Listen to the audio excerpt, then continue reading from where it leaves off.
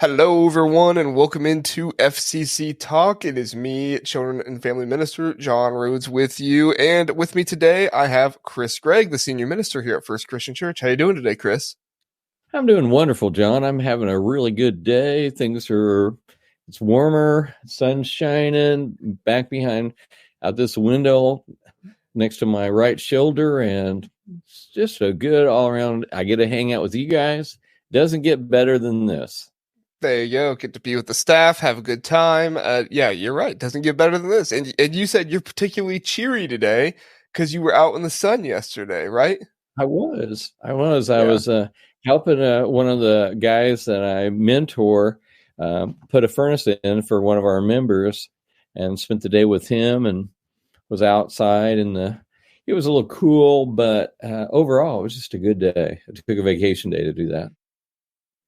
Yeah, I'm sure that was nice to be outside. I almost said I'm sure it was a good time, but I don't know if installing a whole home furnace is really that much of a good time. But you said you more learned than actually did, right? I did learn more than I actually did, but it was still a great experience. But you still did stuff, so that's good. That's good. Yep. All right, well, if you're listening to FCC Talk, thank you so much for listening. We appreciate that. If this is your first time listening, welcome. This is where we talk about, different news stories and articles and things being written in the current events.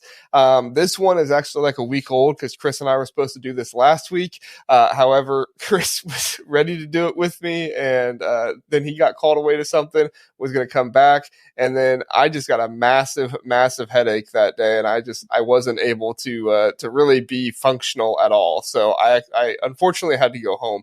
But we're here. We're doing the podcast today, and even though it's a week late, I'm sure the news is still current enough that it's not all breaking news. So yeah, we'll get into it. Our first topic of discussion is that there has been some archaeological finds in that give more of an explanation between the Roman shift of paganism to Christianity. Now, if you don't know what I'm talking about, back in the Roman days, whatever you want to call it, the Roman era, when Constantine converted to Christianity, he was set out to convert all of Rome to Christianity as well, the Romans. And there wasn't ever a whole lot of clarity on what that looked like, that kind of conversion time.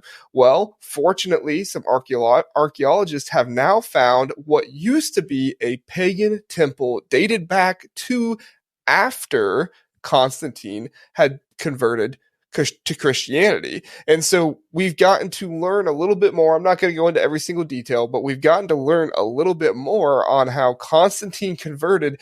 But not only did it take time for his followers and those in Rome to convert, but also some of those who were closest to him as well. And my first question to you is it surprising to you that although Constantine converted to Christianity, there was a bit of like this secret pagan cult that lasted for years? It doesn't surprise me, because just because the leader changed and it declares it a law doesn't mean that there is a change of heart. And we see in a lot of cultures where Christianity comes in, especially Catholicism, a lot of times it's called syncretism, where there's a blending of the cultural religion with Christianity. And that's not what you want, but a part of the process, sometimes for some of the people, it happens that way. And then eventually, hopefully, Christianity sets itself apart from these pagan religions or other gods, or however you want to describe it. Yeah, I remember this whole story brought me back to when I was younger. And again, we don't talk politics on this show, but this is just a part of the conversation here. So we're not getting into politics. It's just a part of conversing here. But I remember when I was younger, I asked my dad, I said, "Dad, if the president was such a good guy and a good Christian, why wouldn't he just make all of Christianity like the law for everybody to have to follow, and all of, it's illegal to lie, it's illegal to do why would he do these things?" And I remember my dad, and it still sticks with me today, he told me, he said, "Well, John, because Jesus doesn't want just people to follow him with what they do, but he also wants people to follow him with their heart. And you can tell people all the right things to do, but if you're not, convincing them, swaying their heart to follow Jesus, then at the end of the day, they're just following a bunch of rules that really doesn't matter that much. Does that story and what my dad told me, do you relate with that at all, Chris, to like the idea of like if the president ever just like made every law what Christians deem as sin and not sin today, that it really wouldn't change anything? I think Christianity thrives in a situation where there's an alternative, and you can't legislate morality or Christianity or your heart. And so it's a personal thing. It's a community thing in the sense of a church body or a spiritual body of Christ. But again, I'm not sure that you can change hearts just by creating laws, or otherwise we'd all be good if we just follow the law. Yeah. And kind of comes back to that. When we think about ourselves following Jesus, are we actually in tune with what Jesus teaches us? Or are we just, have a list of rules, a list of obligations that we feel like we have to follow? I mean, that's one of the biggest things I try to make sure happens with my volunteers in my ministry, is that they don't feel like, serving here is just an obligation. It's something I have to check off my list. I did this once a month. What are your thoughts on some of that stuff, Chris, with like, just checking off the box once a month saying, I've done it, I've got it, I'm good. If your heart's not in it, but you're accomplishing the right things, what are your thoughts there? Well, there's a sense of duty to Christianity. And I think early on in ministry for me, and that's been a long time ago, is that sometimes I was doing, my job out of a duty. Now, that doesn't happen very often anymore. I get to do what I enjoy, what I'm called, and I love to do what I do. But there are times when it's not fun, it's not easy, and it's difficult, and it's hard. But you still have to press into that as a Christian. But most of the time, it's, Jesus said, my yoke is easy, my burden is light. When we partner with Jesus and it's a hard thing, then there's a deep joy, and it may not have happy face all the time, but it's still doing what we are called to do. And I think that's very, very fulfilling. But it's calling. No, I completely agree. And I was asked by somebody one time, they said, what if I don't care about Jesus, but I do everything that Jesus has commanded me to do? What if I do that? And my response to them was, you cannot do everything Jesus calls you to do unless you follow him, because there is a large aspect of trust. There is a large aspect of, desire of communing with him that you have to have in order to follow what God has commanded us to do. Obviously, we all think of, some of the most well-known things. We're not going to, we're going to be kind to one another. We're not going to lie. We're not going to cheat. We're not going to steal. Those are the kind of the common things, but it goes so much deeper than that. With how we raise our children, with our marriages, with how we interact with others. It sounds easy. Oh, just be kind.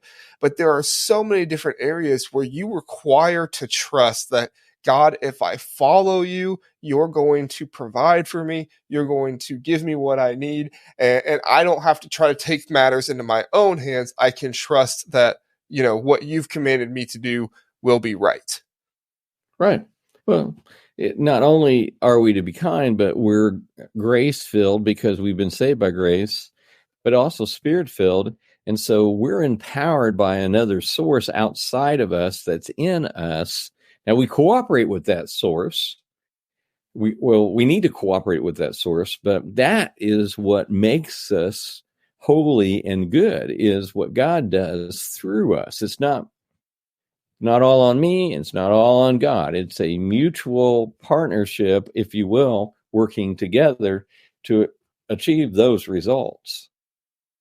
Right, and Jesus has made us right, right? I mean, we have not Yeah. made ourselves right. We've done nothing, to forgive our own sins or anything like that. But if Mm-hmm. we don't follow Jesus, we're never going to be right. We're never going to be righteous. We're never going to be completely following him without that. So, a great topic of discussion there, Chris. I appreciate that. I do want to get into the next article, which this one is from, as my phone pulls it up. Yes, this one's from Relevant Magazine. We've gone back to Relevant Magazine from time to time. Chris, are you familiar with Levi Lusko? Yes, Yeah, I he's get like to hear some excerpts of him. I heard him preach a few times online.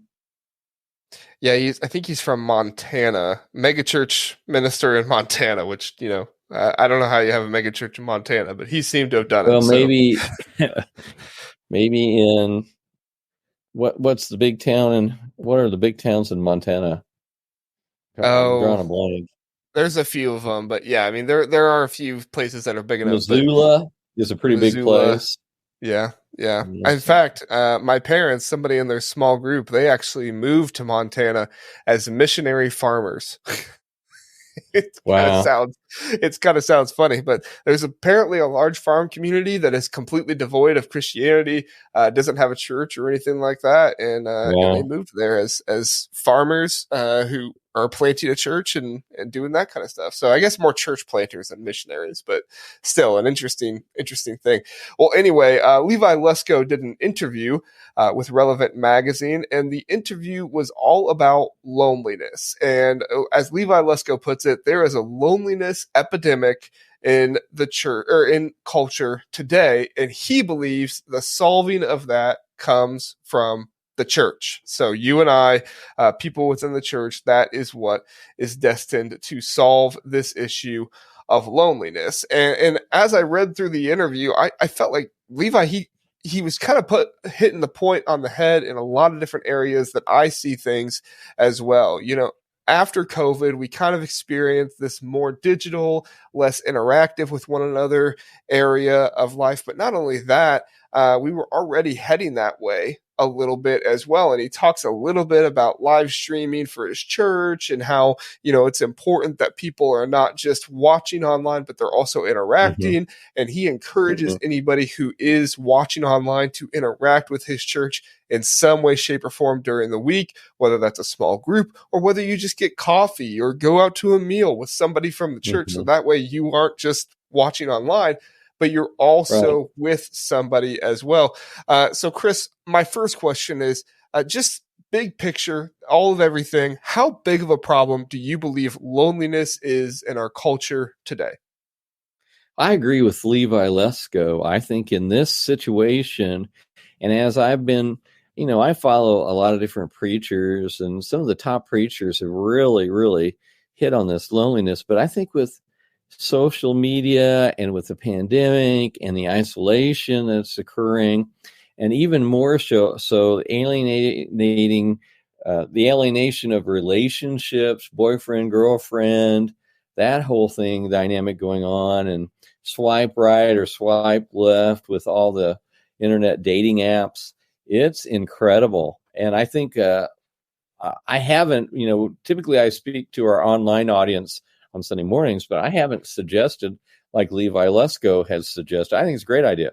Hey, if you're not involved, can't be involved digitally, go out with someone this week who's also a fellow believer where 2 or 3 are gathered, have a meal, do something, serve others. However, to connect and communicate, because we're not created to, what I would say, be alone. We're created Right. for community. That's how we thrive. And the hardest part, I think, I've said it over and over again, and we've talked about it many times, John, is that, that pandemic, being isolated just was deathly for me. That was the hardest, most depressing, loneliest time for me. So I came to the office every day. I was in my office. I was all by myself. Somebody would, stop by, and I would spend 15 minutes just talking to him because I needed that interaction. Now, not everybody's wired like I am, but I was like, okay, I'll keep my social distance, but, and I probably won't hug you, but I need to talk to you.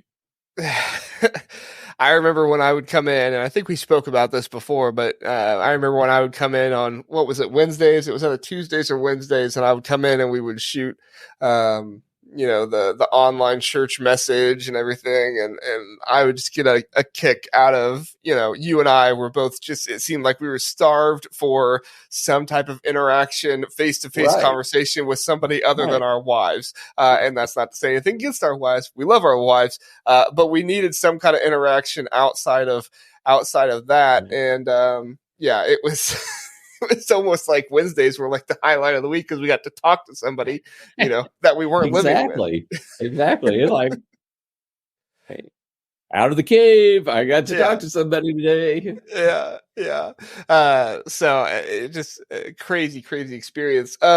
Chris, I do want to touch on some of Levi's ideas for how the church can help solve some of this loneliness epidemic that's going on within our culture. And so he first kind of starts off with like people who attend your church, and he talks about how people don't realize it, but the church is a family. And when somebody who is a single mother has a son or a daughter and they bring them with them to church, that son or daughter can find, a positive male figure in their lives, whether that be the youth minister, whether that be, somebody in their Sunday school class or whatever it might be, but just somebody that is asking them every week, hey, how's your week? How are things going in school? What's going on? And it can be somebody who's as young as preschool or somebody who's as old as 17 years old or something like that. Right. And so I think that's a really, really impactful way. He also just talks about, life groups and small groups. And he talks about not just having them during the week, but on Sunday morning as well. So that way you're meeting with a group of people. He said that some people in their church, they get to church because they don't have Sunday school, but they'll get to church early, like a half hour to an hour early, and they'll sit around and drink coffee together the entire time before church. And that's like their small group thing. There's not a huge lesson or anything like that, but they have time to commune with one another. And another thing he said is serving. He said, one of the biggest things that people don't realize is how much community you get from serving with other people, and how all of you can kind of have like a main goal that you're working toward, whether that be worship, whether that be kids ministry, whether that be, I don't know, outside shoveling snow ministry, right? Whatever that might be, but doing something together and having a purpose. So Chris, my question to you is, do you see the church at being the cure for loneliness in our society, or do you think it goes a little bit deeper than just like life groups, small groups, stuff like that? Well, I think, first of all, we weren't created for monastic life. You're not holy by doing that. We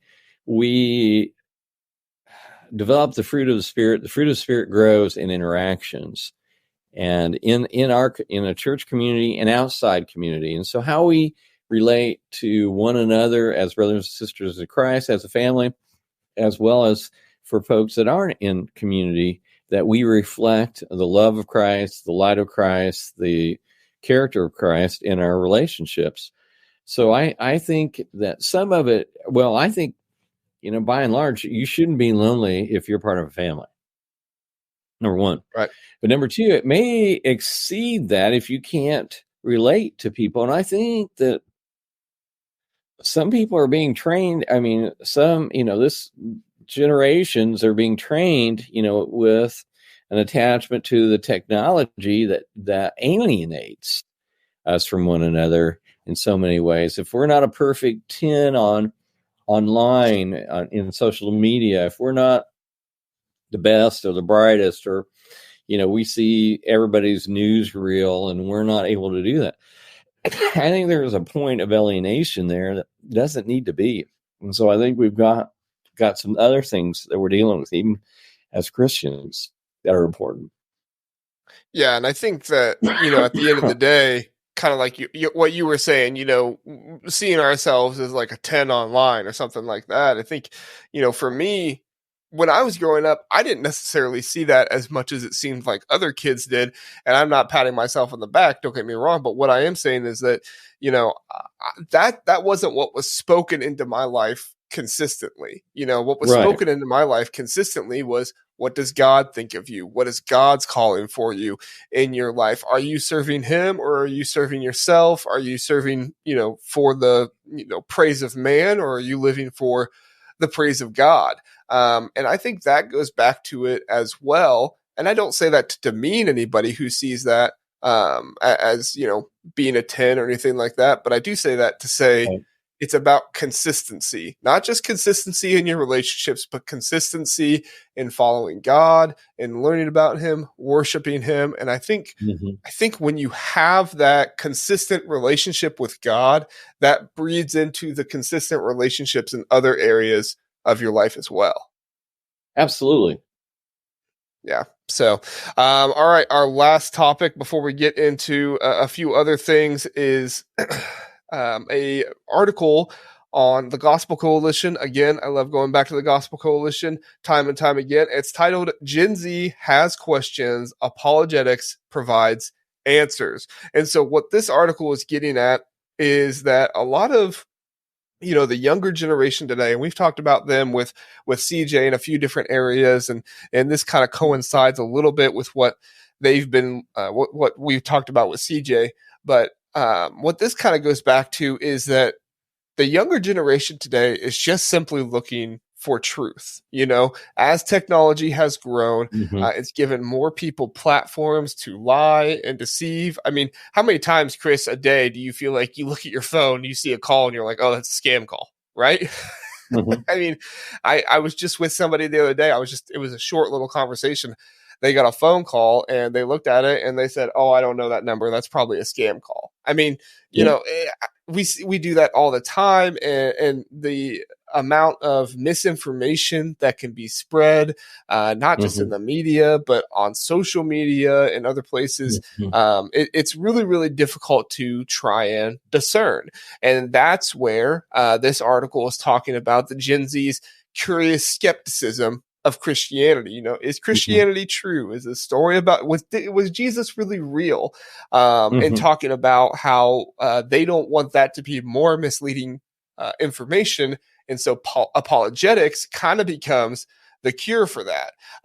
So Chris, my question to you is, how would you recommend that young Christians deal with misleading information on theology and the Bible in today's society? Well, I think that's a good question. As I listen to what you say, John, I think that what we've got to realize, if you're listening online today, is that we have the largest population of the nones and the dones. The nones that have never believed and don't know Christ or anything about him. I was in a situation a few weeks ago where a person asked me, it was a tragedy, and I was there ministering, and they said, "What are you doing here?" I said, "Well, I'm a pastor," and they didn't know what a pastor was. And I said, "Well, I'm a preacher," and they didn't know what a preacher was. And so I had to explain that, I minister to people. I believe in Jesus. I am a Christian. I follow Christ. And a part of that, as a person who is paid to lead a congregation, is that I minister, I help people in tragedy. So that's why I'm here, in this tragedy, in a time of loss. And they were unfamiliar with that. So that's a none. They just don't know anything. They don't know anything about the Bible. They don't know about Jesus. They don't know anything. And they consider themselves spiritual, but they don't know anything. And the other part of that is the dones who have had a bad experience with, quote, religion or the church or some Christian religious person, and they just don't believe. And so I think apologetics plays an important role in answering the questions of how did this all come to be? What is the purpose of the universe? And what is the purpose of my life? And how do I answer these questions? And how do I know what is true? And so what I want to say, your way of life or what you believe theology wise, whether you're a deist or a theist or a materialist or whatever, you've got to answer those questions. And I think the only religion, the only belief system that actually works is Christianity. Everything else fails. But apologetics, I think you've got to interject them in your preaching and in your teaching and in your life to say, I know you believe this, but what about this? And how does this all just randomly occur? That life exists and there's no evolution, there's no proof of evolution, but here you have all these creatures that are adaptable, or the humans that can learn and to be able to use technology and to grow. Excuse me. How does that all work? So, right. Yeah, and I think, one thing we realized here recently, and we won't obviously say any names, but we've discovered that there have been people in our church who have been deceived by false teachings and things like that, they've actually gone away from the church, unfortunately. And a lot of times what those do is they will take a little bit of truth. This is what Satan does. If you grew up in the church, you were probably taught this at some point. Satan takes a little bit of truth, hooks you with that, and then he says, but it's actually this, or is that what you actually want to do? Or is that what actually should happen? And tries to use something else to bring you away. Some of the people that have left our church for these reasons, they left our church because they believed in God, but they didn't believe that Jesus came for the same reasons that what we believe. And so not only, so that there's a little bit of that truth there that God is real, but then there's the lie of, but Jesus didn't really come to save you from sin. Jesus came to, start a movement or to do all these things. Mm-hmm. And that's one of the most difficult things that comes into this, this movement of false information and misinformation out there, is because it's really, really hard to discern. And I kind of go back to what we were talking about earlier, right? Consistent study of the Bible, consistently looking at it. And when you have questions, explore them through good and right exploration, because unfortunately, you can't just search on Google, was Jesus real? Right? I mean, you and I went to college for it, Chris, to learn a lot about Christianity, the Restoration movement, not just those things, but also Jesus's time, biblical times, those kind of things. And for a lot of people, it can be hard to discern if those things are actually true, if they've not been given the proper education for it. So my other question to you then, Chris, is, and it kind of goes along with what I was saying there, what would you suggest to someone who wants to increase their apologetics, maybe their biblical knowledge, maybe their reasoning of how God is real and Jesus is real? What would you suggest to someone who wants to increase that in order to either help themselves or help the next generation, the Gen Zers? Well, I would say Norman Geisler is like a classic apologist, and I've read some of his books. I also think worldviews, understanding of different worldviews and where people are coming from and what they truly believe. The other thing is Dare to Share, Greg Stier, is also, in his thrust for evangelism, has also created some materials so that even a young person, a teenager, could answer some of these questions and to gear up in evangelism. But you're never going to know every question or answer. And so if you have a friend that's going through that and is really struggling, then seek out help, like you or I or anybody on our church staff would be glad to do some research and to find out more answers of why we believe what we believe or how this all works together. But for me, I need to incorporate that in my preaching, because not everybody that hears me actually comes from a Christian perspective or understands biblical theology and or understands why we believe what we believe. That, There's a lot of things in Scripture, like the talking donkey, Balaam and the talking donkey. Right. Well, Christians must be crazy because donkeys don't talk. Well, in this particular instance, God miraculously opened a donkey's mouth and made it speak to Balaam. It's Old Testament story. Do I believe it really happened? I absolutely do. But we see donkeys talk on TV all the time. What's the was it Shrek or something? Yeah, Shrek. We see that. Well, we think that's ridiculous. That's funny, but that's not real life. Well, Balaam's donkey really talked. Well, why do we believe that? Well, God miraculously did that. But no, I don't believe, if I go over to my friend's house, he's got several donkeys. I'm not going to carry on a conversation and expect them to answer me. That's crazy. So I think we have to identify some of those things as we speak. You know what I mean? Yeah, no, I know what you mean. And the other part I was going to add to that, you gave some great resources. But if you are looking for resources, one of the main things that I would encourage you to do is not to get caught up in the fluff of the resource, because sometimes that's what can drag people in. I'm not going to point out, certain people or anything like that, but there can be a certain presentation that makes something look attractive, and then you say, "Oh, well, that must be true or that must be correct." Right. And no, that just because it looks nice, just because it sounds good, just because it makes you feel good, doesn't mean that it's correct. It might be tempting to want that to be correct. But what you ultimately have to look for is, does it line up with the Bible? And are you reading your Bible consistently enough to have knowledge of what is true and what is untrue? Absolutely. So, well, we'll move on from that one. Or go ahead, Chris. Yeah, I'm reading through Job right now in the chronological Bible, because Job was one of the earliest books written. And when I look at Job's life, I would say there would be every reason for him to reject God. And yet he held on to God. He did not deny him. He did not accuse him. But he went through a very depressive time where he wished he had not been created. And a lot of times folks give in to the cults or other gods or get jaded on Christianity because sometimes bad things happen to Christians.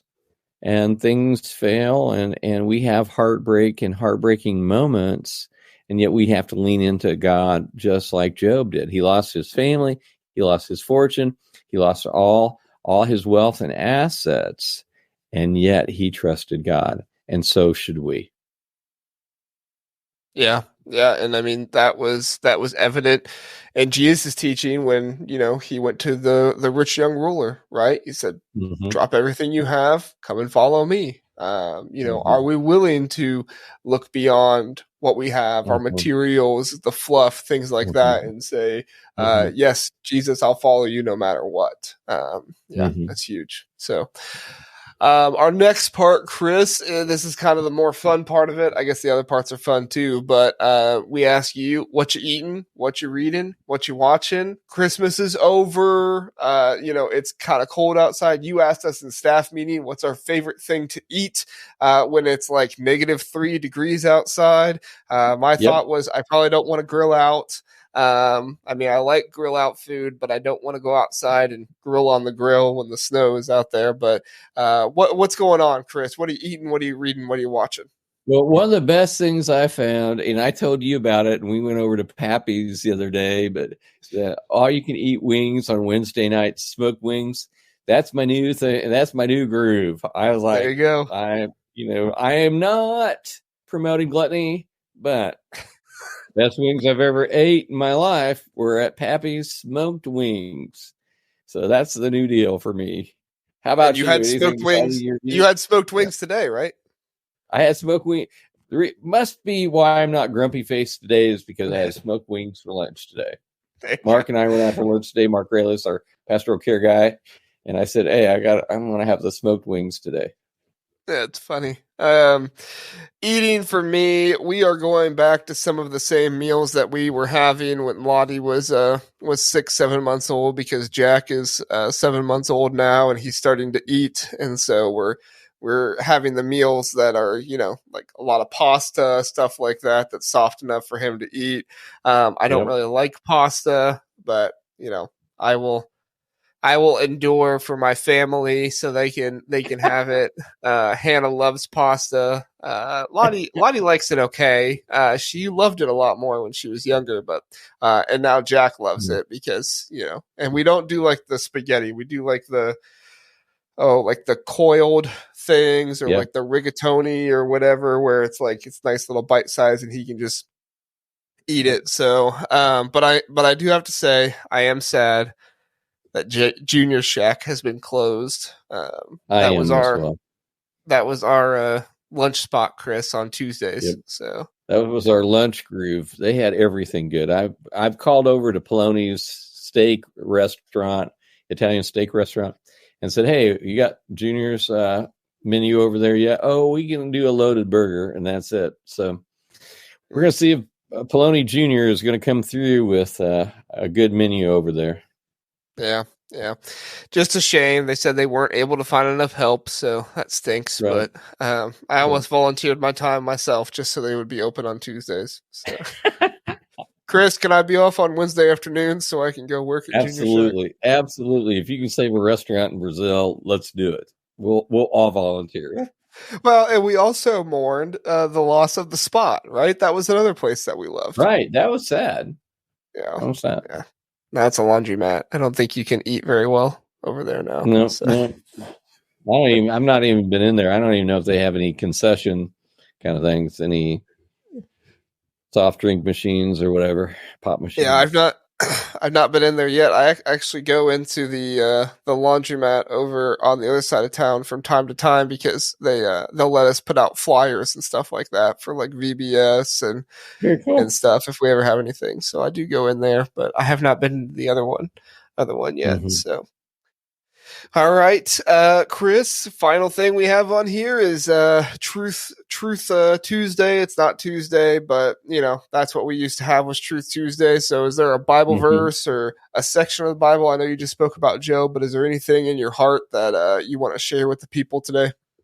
Well, I just think as I'm like reading through Rick Warren's devotional like this morning, talking about God loves us and we don't need to wear guilt. He forgives. His grace is enough. We are made holy through him. We're in right relationship with God. We'll never be perfect. We'll always make mistakes. That's just part of the deal. And but God forgives, and he helps us to grow. So to me, that's a theme that I think that we've just got to realize is that God's doing a work in us, and he's never going to give up on us. So for sure, yeah, that's my word of the day. So we last night, the past couple of nights, we've been, singing the Life Church or Life Kids Life Church worship songs on YouTube because we obviously have been cooped up in the house lately. And so we had Lottie watching a little bit more Miss Rachel than we would have normally just because she was kind of going stir crazy with the same toys all the time. So we were looking for something new to do. And I remember, and I said, oh yeah, in We Kids, they sing those Life Kids songs. I'll have to put on one of those and see if Lottie interacts with it, and she loves them. She sits there or she shouldn't sit there. She dances along with them the entire time, has a great time. And there's one song that is called Jesus is My BFF. And, I don't know about the theological accuracy of calling Jesus my BFF, but the message is strong that he's there for us when we're happy. He's there for us when we're sad, and he cares about us. He loves us. So yeah, the message of God loves us resonates with my toddler's worship songs of Jesus is my BFF. Never can get enough of that. You can't. So, all right. Well, thanks so much, Chris, for joining us. Thank you, everybody, for watching. If you're listening this Friday, have a good weekend. If you're listening some other time, have a good whatever. See you later. See you, Chris. See.